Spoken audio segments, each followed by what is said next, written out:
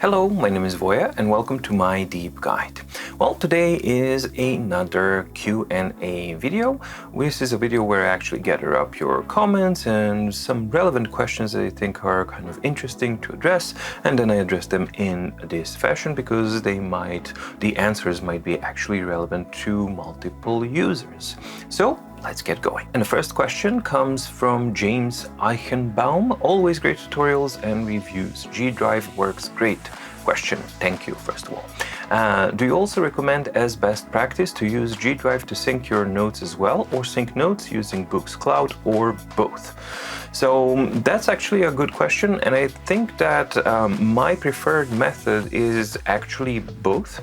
So I do synchronize my notes in their native format with the Books Cloud, because that's the only way to actually synchronize and back up your notes on the cloud. However, much like the Remarkable platform, on Books you also cannot export and back up your notes in the native format externally. So it's the same problem that we have with Remarkable as well. However, you can, like on Remarkable, you can export them as PDFs. If you take a look at my synchronization folders, you will see that I am synchronizing two folders. One is my main folder, G Drive Sync, and the other one is internal storage / note. And there's an option to actually allow your Books device to automatically export your note as a PDF document into this folder every time you exit the note itself. So if you go to Notebook Settings here and you go to Option Settings, there's an option automatically generate PDF files after exiting a notepad. So you can set that to on, and what that's going to do, in the storage root, you will find a note folder here. You'll see that I have all sorts of different folders, and each of these you will have a different kind of a PDF file, which is automatically exported every time you exit from the note itself. So what that allows me is like a redundancy backup, because I will have the backup of the notes themselves in their native format on the Books Cloud, and I also have a redundancy backup as a PDF format, not as a native format, because unfortunately we don't have that option yet, but this is the next best thing, so that it's off the cloud and it's on another place entirely. So that's my setup that I use for this kind of a thing. This one also continues to say, I have Note Air and Note Air 2. The first Note Air flew and had a hard landing. Ouch. Amazingly, put the clamshell back together and functions great, other than some screen cracks. Writes fine with the screen protector I use as a hard job traveler now. So this is a very interesting actual real world experience to see just how much more durable Note Air actual design is than, for example, the Remarkable 2, because from the description here, not only is the device still working, but the screen cracks that the user James is mentioning is basically the glass on the top of the Note Air. And that means that the screen did not break, because it's still updating and it's still writing, and he's still able to actually use it. So it seems like just the glass protection or the layer on top kind of broke, but actually protected the screen, which is fairly impressive for a fairly hefty device to take a super tumble and from the sound of it basically fall apart. You assemble it back and it still works with just the screen protector on top to allow for smooth writing. That's a very interesting thing to hear indeed, so thank you for sharing. Next question is from Michael Houghton. As an external monitor, can the Lenovo be used as a second screen to your PC, where you have some items on your main PC monitor and other things on the Lenovo screen? By the way, mine is the P11 Plus, not the Pro. Thanks, and really got a lot from your review. Thank you for watching, first of all, and yes, you can definitely do that. You just need to download a dedicated app that's a screen sharing app. So I personally use a Super Display app. That's not a free free app, that's a paid app, but it does offer me a little bit better results, actually quite a bit better results than the, I think it was a Space Desk is a free app that actually does that. So it's your choice. There's like multitudes of choices on Google Play to choose from. But yeah, that's one of the reasons why I purchased that tablet in the first place, because that's my coding screen, basically. So I just put that on my desk and it's a wireless coding screen and it works really, really good. Next question is in regards to the Boox Max Lumi 2. Can I connect the HDMI port? I initially replied Lumi 2 doesn't have an HDMI port, as shown and explained in the video, because that's one of the differences between Lumi 1 and Lumi 2. And then the follow-up question was, but does it support HDMI from Type-C? Does the Lumi 1 have the HDMI port? First of all, yes, Lumi 1 had an HDMI port directly on the device. And 2, I don't know if you can have a direct USB-C to HDMI support from Max Lumi 2, but when I tested it from my USB-C hub, which does have an HDMI, and normally that functionality works on other Android devices, so let's say my Lenovo tablet or my OnePlus phone, that works perfectly fine. It didn't work on the Max Lumi 2.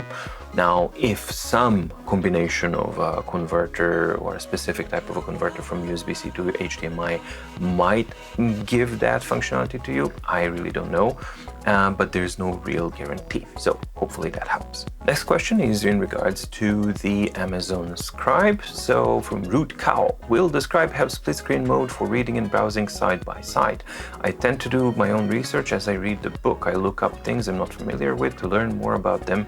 If not, then I will have to choose between losing annotation unification Scribe and the ability to research as I read books, Air and Lumi. First of all, we don't know if Amazon Scribe is going to have any kind of split screen functionality to begin with. So the most typical split screen functionality that we've seen of these devices is basically reader on one side, note taking on the other. So my guess is, if at all we do have any kind of split screen functionality on Amazon Scribe, I think that's what we have looking forward to. So the reader on one side, writing or note taking on the other side. But what you're talking about is web browsing and research, and to my knowledge, you don't have a browser, a functional browser on an Amazon Kindle device. If they decide to actually change things up to such a degree that they offer actually a browser as well on the Amazon Scribe, maybe, but I think that's going to be there's a very small chance for that, because it is not mentioned absolutely anywhere in their promo material so far. So I wouldn't hold my breath on that, but we'll see in early December when the Amazon Scribe is scheduled to actually come out. Next question is regarding the Boox platform in general, specifically 10.3-inch devices from Yuri Kao. Do you find the size of the Note Air 2 10.3-inch too small to read, annotate academic PDFs? No, not really, mainly because it has an auto-rotation functionality and really, really good formatting capabilities as far as the reader goes. So the whole point is that I can simply open up a document, and if I don't like it like that, I can just rotate it like this, and this is obviously too small, right?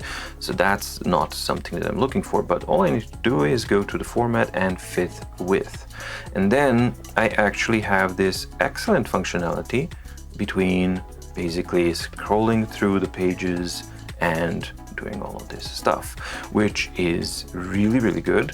And if this is slightly too close or large, it doesn't matter. You can just simply scale down and see how it actually works for your own needs. So that's something to definitely kind of keep in mind. That's something that I really, really like. And for me, it actually works really, really well. It does depend on the formatting of the documents. You do need to kind of find the Goldilocks ratio that actually just works, but for me this is more than good enough to actually make it very, very comfortable. And as such, actually what you're getting is basically like a width of a 13.3-inch device with the cutoff down the middle, but you have the ability to simply scroll through the pages. Another question is it worth buying Nova Air 2 now in 2022, or should I just wait for the next version? Any idea if a new model is on its way? This is a little bit confusing because this comment was posted just before Nova Air 2 was announced. So I don't know if you're thinking about the actual Nova Air 2, of which we know absolutely nothing about yet. So if that's your question, then I don't know. I gotta see the device, I gotta test it, I see the specifications in order to be able to actually answer that question. Or should I just wait for the next version? Well, that question, should you wait or not, is like a bus stop thing. If the bus is late and you've waited 15 minutes, do you wait for the bus, or do you go and catch a train, or do you call a cab, or what do you do? So if you've waited 15 minutes, you can wait 20 minutes. If you waited 20 minutes, then you wait 30 minutes, and blah, blah, blah.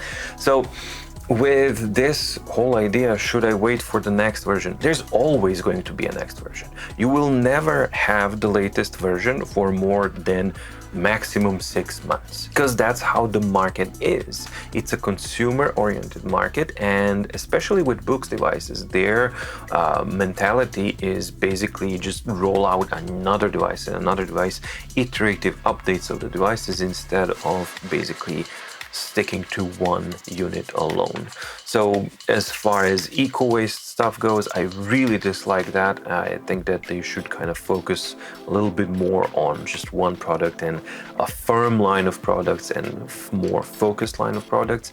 Right now it's turning out to be a complete mess and really difficult for people to actually figure out, what do I buy? Nova Air Color, Nova Air 2, Note Air 2, Note Air 2 Plus, Note 5. It's really too much of the same thing as far as I'm concerned. But more to your question, should you buy now or wait? Wait until the end of October and maybe until Black Friday if there's like some deals or something like that.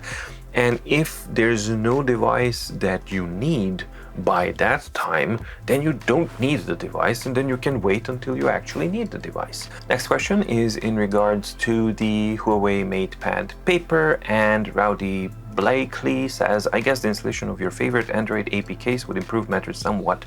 Well, I would guess so too, but the problem is that not all of them, or the majority of my favorite apps and the apps that I actually need, I tried to install the APKs on the MatePad Paper and the majority didn't work. So that didn't improve my matters one bit. Another question regarding the Amazon Scribe. Thank you so much for the review. Well, it's not a review, it's an announcement of the product. Review will be coming in December when I actually receive my pre-ordered device. Might you know whether the Scribe's pen uses replaceable nibs, or if its pen is like the Supernotes whose nibs are ceramic and ideally for life? I don't know exactly, but I can guesstimate or make an educated guess from the material that is provided by Amazon. I think that it's going to be using replaceable nibs, of which standard I don't know. I hope it is of the standard, the one that we can actually use on books pens, on Remarkable pens, on other pens, so that we can easily find a nib type that fits our needs well. Why do I think that it's not a ceramic nib? Simply because the pen type doesn't look like it, the nib doesn't look like it from the promo material, and also that is a considerable marketing point that they would not miss out on. So they would definitely mention that in their promo material if Amazon Scribe was actually using an infinite or never spend, as Supernote calls it, ceramic nib. This comment is in regards to the actual real-world feedback from one of the users who pre-ordered the Topjoy Butterfly, the 6-inch reader version. And Nick says, I'm one of the Topjoy backers here in the UK. I received the 6-inch version. Well, good thing that at least, people are receiving these units. And I can confirm all the problems mentioned. Unfortunately, backlight doesn't really dim much too bright. No way to change the refresh speeds, unlike what is shown on the Goody Reader video. That's That's alarming that you can't really change refresh speeds. That's really bad. Some apps cause it to lock up, etc. It really needs an update of its firmware. The screen is, as I expected, actually better than other color e-ink screens that I have seen.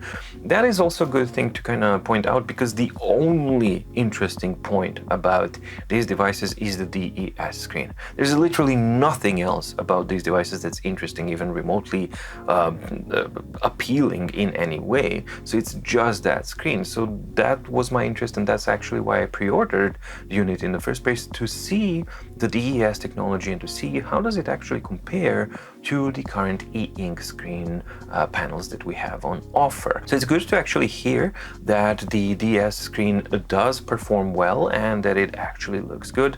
However, it's extremely unfortunate to hear that the rest of the device unfortunately seems to be a complete car crash. Next one is in regards to the Boox Mira 13.3-inch e-ink monitor. Hey, I have a quick question. I have Boox Mira. I saw the specifications and it seems it's a multi-touch device. Yes, it is, but I believe on Windows only, which answers your question. However, I can't use that functionality when I use it on Mac OS X. I don't think that there is that functionality, and if you check your specifications on their website, there is an asterisk that actually mentions that specifically, that multi-touch is not supported on Boox Mira, on Dasung e-ink displays, or any of the e-ink touch displays. I think it's a limitation of the drivers or how the device is registered with Mac OS X, or maybe Mac OS X doesn't even have touch functionality. I'm really not a Mac OS X user, so I really don't know, but I'm fairly certain that neither of the e-ink devices support Mac OS X as a touch input environment. Next question is from Pazlev regarding MDO, My Daily Organizer. Looks great, thank you. Is there support for landscape mode for the Boox version? In my case, in the 2023 version. Also, at what date does the 2023 calendar start? MDO is a calendar year type of calendar, so it starts on January 1st, ends on December 31st. As for the landscape mode, there isn't a dedicated landscape version per se, but much like the previous question that I already answered, you can use the auto rotation, or just turn your device, whichever device you have, into landscape mode, and then use the formatting abilities to actually format the width. And then you have really good overview. It's super nice and large. If it's too large, you can kind of scale it down a little bit so it fits a little bit better. But the cool thing is that the next and previous page gestures, you simply navigate through the page itself, and you can use the scribble functionality here normally as you would. So basically all of that works. So there's, because of that functionality that's really good on the Boox platform and the Neo Reader, there's really no need for a dedicated landscape template format of the MDO, as I think that this really works well. All right, so those are the questions for today. As always, please shoot the questions down below in the comments so that I can address them in the next Q&A session. And also, thank you so much for watching, for the support. If you like what I do, please like the video, click the subscribe to the channel button. This really does help channel grow and the visibility of the channel. And if you do want to help support My Deep Guide as a platform, check out the mydeepguide.com/shop, where My Daily Organizer 2023 and a bundle 2023 and 2022 is on offer, and you can check it out if that helps solve your organizing private professional needs for yearly, quarterly, monthly, weekly, daily needs. Thank you so much for watching. Stay safe, stay healthy, and see you in the next video. Bye.